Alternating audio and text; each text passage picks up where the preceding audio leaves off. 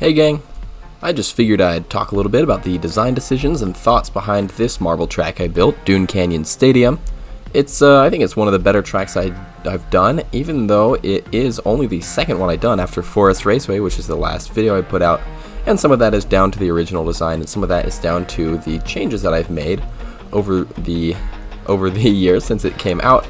And I just thought I would detail those as well. And now the first section on this track, you can see, just like on Forest Raceway, the spawner leads right into a lift. But as you can see, unlike on Forest Raceway, this is not a ladder type elevator, but instead it is a booster elevator. You see we've got these set speed boosters here, and that in fact is one of the changes that I made since the last time this appeared in Ultimate Marble Racing, which may be where some of you recognize this track from.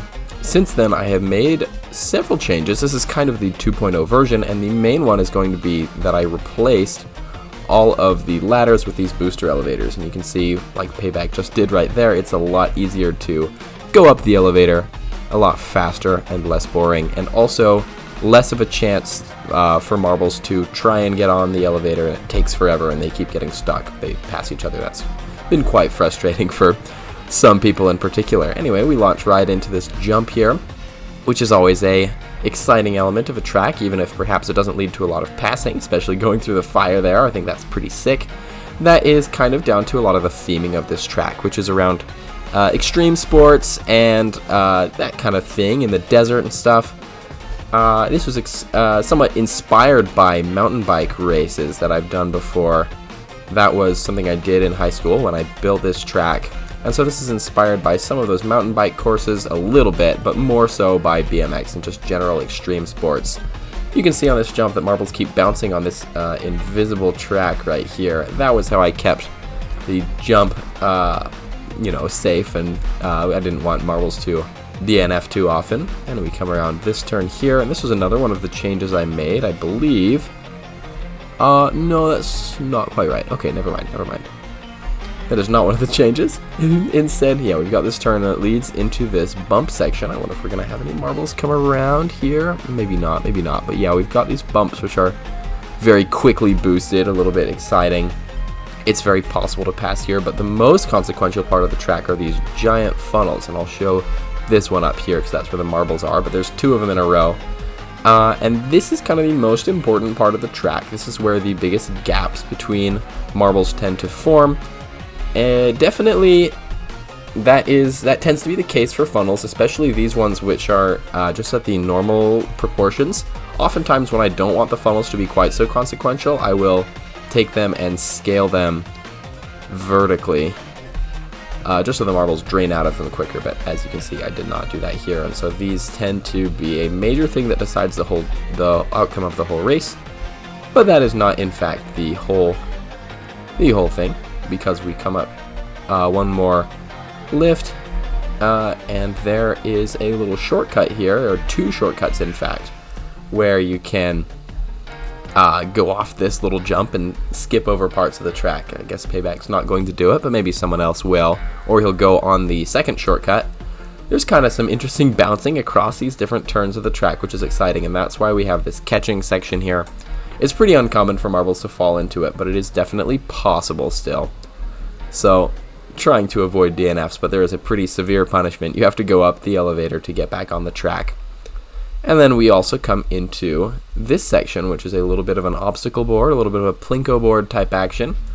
And as is common for many plinko boards, marbles do tend to get stuck on lots of these obstacles really often, and that is the reason behind having all of these boosters here on the track. They just prevent the marbles from getting stuck. And I've come up with several different solutions to marbles getting stuck on the track. This is one of them. You can see Chocolate Bar hit that booster. He would have been stuck on that circle there. I believe the same is true for Carl. So yeah, it's very common to get stuck on plinko boards.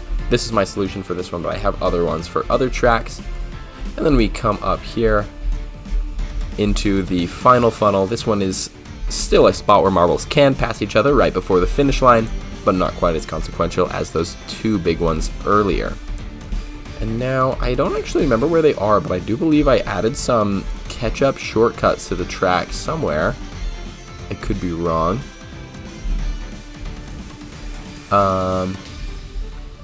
Let's see some linking mode, just to be certain about that.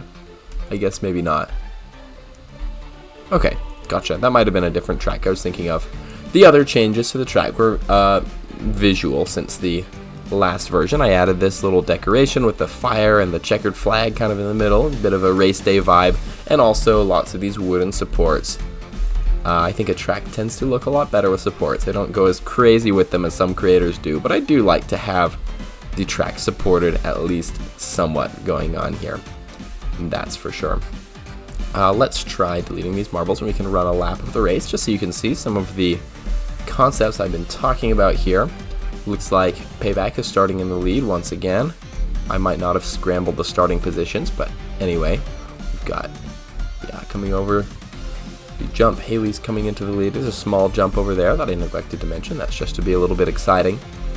And let's see who's going to drain in there first. And Chip and Chocolate Bar, I'm pretty happy about that.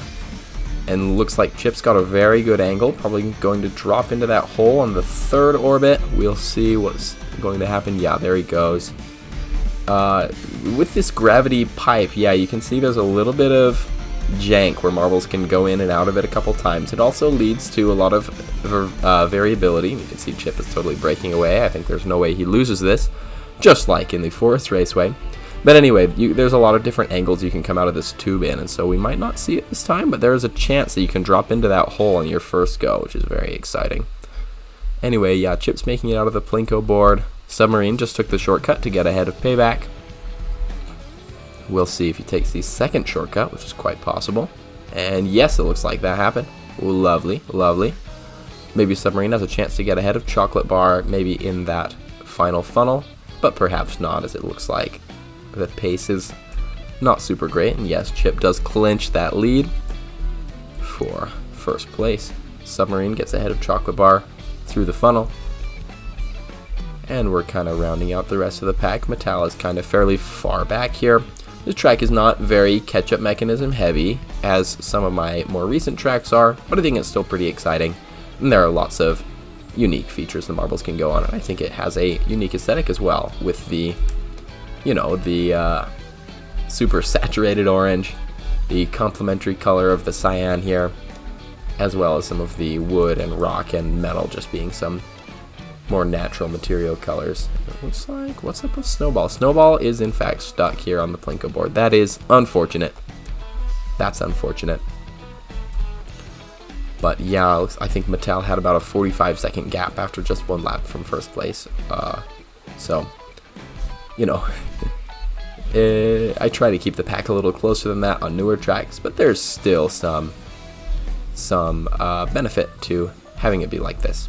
Anyway, I'll see you guys in the breakdown of the next track I built. Bye.